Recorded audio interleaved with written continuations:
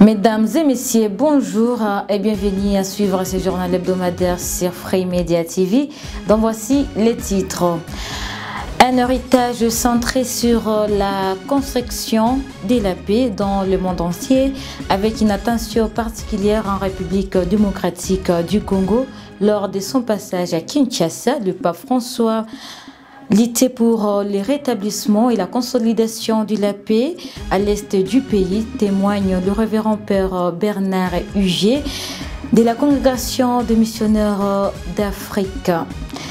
Et le comité pilotage de coalition Jeunesse Paix Sécurité du nord du site Kivu a réuni plus de 25 jeunes du 22 au 23 avril 2025 à Bukavu pour un échange d'expériences dans le cadre de favoriser l'appropriation de l'agenda Jeunesse, Paix et Sécurité. C'est tout pour les titres, mesdames et messieurs, place au détail.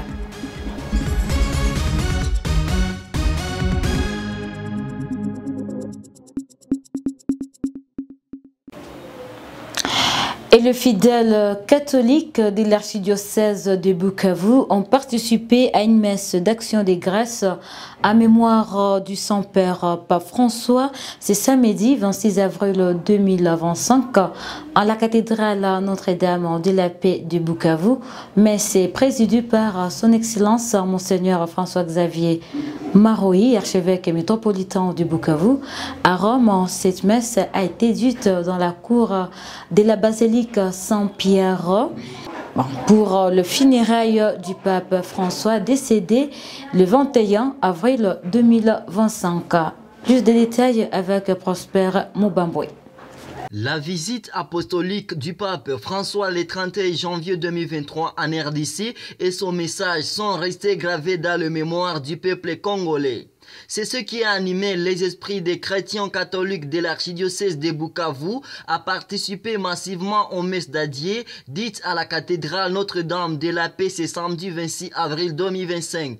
Après l'homélie de Monseigneur François-Xavier Maroï, qui a appelé les chrétiens à privilégier la paix et protéger l'environnement, en copiant Mario Bergoglio, qui en faisait sa lutte pendant son vivant, plusieurs fidèles ont salué la mémoire du pape François en espérant les revoir un jour, tout en regrettant d'avoir perdu un monument qui privilégiait la paix et la fraternité dans le monde. Ile kifo ilinigusa sana kuona ngisi alikuwa baba mwenyewe alikuwa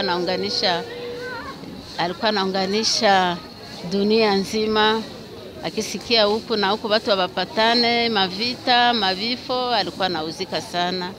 Alikuwa anaunganisha kabisa, alikuwa mwenye kupenda watu, kupenda wa maskini. Nilikopie ile upendo kwa njenya alikuwa nayo. Ilinigusa na mie kesho, nikuwe na ile upendo. Georges Moulumio-Deroy, bien que triste à cause de la perte du pape écuménique, espère à sa résurrection avec Jésus. Kifo ya Papa François imenikusa kwa maana ni yeye ambaye aliweza kuhubiri kuhusu ekumenisme, yaani umoja wa eklesia, umoja wa watu walio kuwa katika madini mbalimbali. Alikuwa mara na mara kuonesha kwamba wawe na umoja. Basi kama Kristo alikufa na kafufuka, yawezekana pape ambayo naye alikufa katika siku kuu hii ya Pasaka, naye atafufuka pia kwa siku ya mwisho. Retenons que cette Eucharistie a connu la présence de l'archevêque de l'église anglicane de Bukavu, Monseigneur Bahati Baliboussane Sylvestre. À la veille de funérailles du souverain pontife, la rédaction de Free Media a fait rencontre du père Bernard Huguet de la congrégation missionnaire d'Afrique ce vendredi 25 avril 2025, ayant eu l'honneur de concélébrer une messe dans la chapelle capitale du Vatican avec sa sainteté, le pape François. Il y a de cela 5 ans, le père Bernard nous a livré un témoignage émouvant sur l'héritage du Saint-Père. Un héritage centré sur la construction de la paix dans le monde entier avec une attention particulière pour la République démocratique du Congo, l'un des plus grands pays catholiques où la quête de la paix reste cruciale. Mitterrand Rokuzo. Tout juste un jour avant la cérémonie d'enterrement du pape François, le père Bernard, lieu de la congrégation des missionnaires d'Afrique, reste anéanti par cette nouvelle. Nous sommes partis à son rencontre dans la chapelle communautaire située à l'extrémité de la ville de Bukavu, près de la frontière des Ruzizi-Prémiens. Assis devant l'autel, ses mains posées fragilement sur les genoux, son regard tourné vers l'image du feu pape François à l'intérieur de la chapelle, signe de recueillement et de tristesse. Il n'arrive pas à digérer cette nouvelle disparition d'un pape qu'il avait rencontré et avait échangé personnellement sur la situation de l'Est de la République démocratique du Congo et qu'on célébrait une messe au Vatican pendant son vivant. Eh bien, pour moi, évidemment, le départ du Saint-Père que nous honorons ici dans notre chapelle communautaire, c'est quelque chose qui m'a beaucoup touché parce que j'ai eu la chance de le rencontrer il y a 5 ans. Et j'ai pu concélébrer dans sa chapelle privée. Et après cette rencontre à la chapelle, la sortie de la messe, nous avons parlé ensemble et je lui ai expliqué le travail que je fais avec les femmes et les filles qui sont victimes de violences ici à Bukavu depuis 15 ans. Et donc, quand je lui ai parlé de ça, il m'a pris le bras à 2 mains et puis il m'a demandé si je connaissais Joséphine Bakita, qui est une Soudanaise qui était esclave et qui est devenue pour finir religieuse. Je lui ai dit oui. Et alors, il m'a dit, continuez, c'est bien, faites ce que vous faites. Bon, ça n'a pas duré très longtemps, mais je sentais à quel point, lui, depuis toujours, est très très sensible aux gens fragiles, aux gens victimes de violences, et aussi à l'engagement de l'Église auprès des plus petits. Et donc, c'est ce qui était présent dans notre rencontre, assez brève, mais très profonde, et qui m'a beaucoup touché. Et donc maintenant, son départ, bien sûr, on savait qu'il allait partir, mais il laisse un très grand héritage. Pour lui, le pape François a laissé un message fort, puissant du monde pour l'Afrique et la RDC en particulier, la paix. Dans le but de renforcer la collaboration entre les organisations de jeunes et la création des cadres durables de consultation à la suite d'adhésion dans les organisations provinciales et nationales de jeunes pour favoriser les échanges, l'apprentissage de pair entre la solidarité, les comités de pilotage de coalition jeunesse et paix et sécurité du nord du Sud Kivu a réuni 25 jeunes du 22 au 23 avril 2025 à Bukavu pour un échange d'expériences. Plus de détails avec Huguette Namwezi. L'objectif principal de cette rencontre était de créer un cadre durable de consultation entre les organisations des gens de province du Nord et Sud Kivu pour favoriser l'appropriation de l'agenda jeunesse, paix et sécurité et faciliter le processus de la localisation du plan d'action national 2250.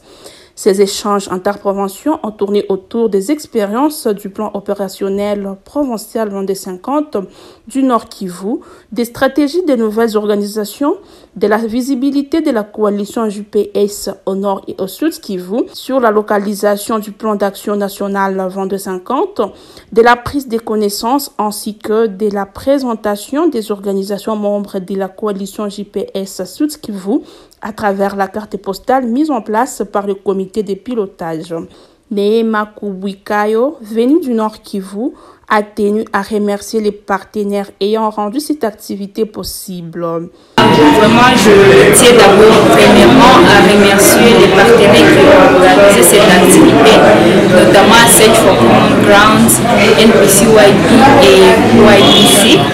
D'avoir initié cette initiative, vraiment, c'était trop capital parce que ça nous a permis, les jeunes de Goma, du Nord Kivu et du Sud Kivu, la coalition Jeunesse Paix et Sécurité, d'avoir un bon cadre À l'issue de cette activité, on a eu d'abord à échanger avec d'autres organisations pour partager ce que nous faisons dans nos organisations, et c'était vraiment important pour nous en tant qu'organisation parce que ça nous a aidé à faire le réseautage. Ces projets promouvoir la participation politique des jeunes au Nord et Sud Kivu à travers l'appropriation de l'agenda jeunesse, paix et sécurité. Atteindre le taux de 60% des jeunes garçons et filles sensibilisés et bien informés sur le dépistage et l'abstinence vis-à-vis au VIH-Sida est le résultat attendu par le club d'amis pour la paix et le développement CAPED ASBEL lors du lancement du projet Elimu na ulinzi kupambana na VIH-Sida kwa vijana. Ce jeudi 24 avril 2025. Ce projet, cofinancé par l'Union européenne et mis en œuvre par ACTED à travers son programme AMOJA, vise à sensibiliser et informer 60% des jeunes garçons et filles sur les VIH-Sida. L'activité de ce jeudi avait pour but de mobiliser les leaders politiques locaux et communautaires de la commune de Bagira afin de les sensibiliser à adopter ces projets qui sera déployé dans leur entité. Conscient des nombreuses rumeurs qui circulent dans la communauté, notamment chez les jeunes, ces projets ciblent principalement les personnes âgées de 12 à 24 ans pour leur transmettre des informations fiables sur cette maladie sexuellement transmissible. L'objectif est de les sensibiliser et de leur inculquer un comportement responsable pour faire face à ces fléaux. Les leaders locaux et communautaires joueront un rôle crucial dans cette sensibilisation car ils seront le relais indispensable auprès de la communauté. La majorité des bénéficiaires ciblés étant des élèves, 10 écoles secondaires situées dans la commune de Bagira ont été sélectionnées pour profiter directement des actions du projet. Ont partagé leurs suggestions et témoignages sur l'existence du VIH-Sida et la perception de la communauté vis-à-vis de cette maladie, car ils seront le relais indispensable auprès de la communauté. La majorité des bénéficiaires ciblés étant des élèves, 10 écoles secondaires situées dans la commune de Bagira ont été sélectionnées pour profiter directement des actions du projet.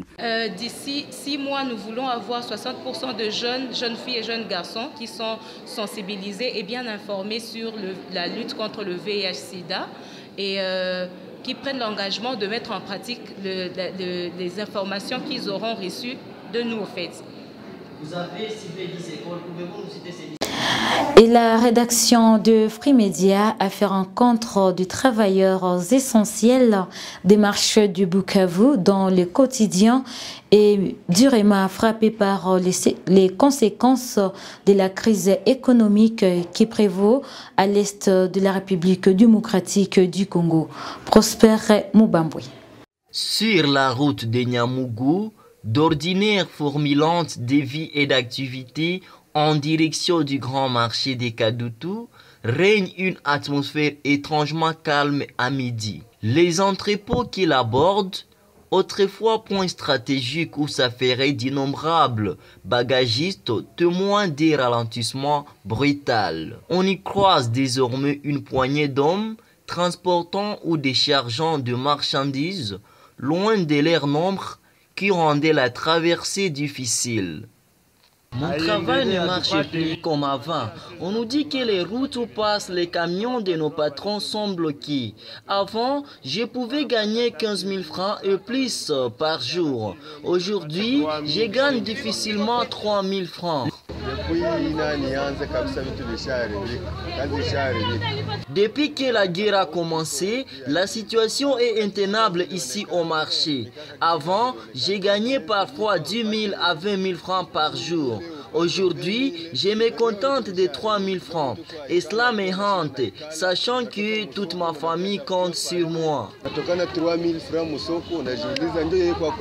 Dans leur détresse, ces travailleurs lancent un appel vibrant aux nouvelles autorités provinciales, les supplia d'intervenir pour établir la circulation sur tous les axes routiers connecta Bukavu au reste de la province.